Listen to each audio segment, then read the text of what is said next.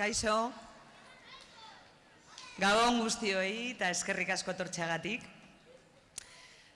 Orain dela 100 urte, Gorlizko hondartzan ikaseritetxea sanatorioa eraikitzen amaitu zen. Egunez egun, urtez urte, gaur arte.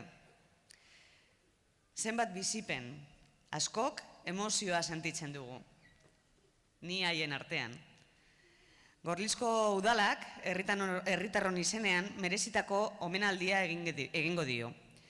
Gaurkoan, bideomapin ikusentzunezkoa izango dugu udaletxeko fatxadan, Elizako plazan. Berehala hasiko da eta errepikatu egingo da. Buenas noches a todos y gracias por venir, por acompañarnos en este momento tan especial para nosotros.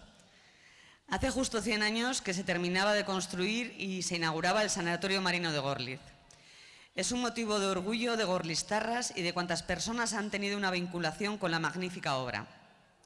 Cuántas vivencias día a día y año tras año. Cuánta emoción para quienes sentimos tanto orgullo por una obra tan bien reconocida. El Ayuntamiento de Gorliz, en nombre del pueblo, le está tributando un merecido homenaje. Hoy asistimos a un videomapping en esta fachada de la institución que representa al pueblo y en esta plaza que representa la propia anteiglesia de Gorliz.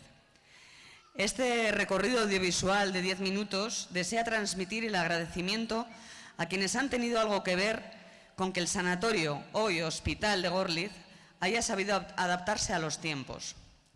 Sin más, no me voy a enrollar mucho más.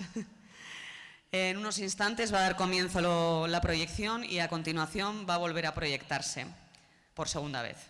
Eskerrik asko etortzeagatik eta zuen omenez.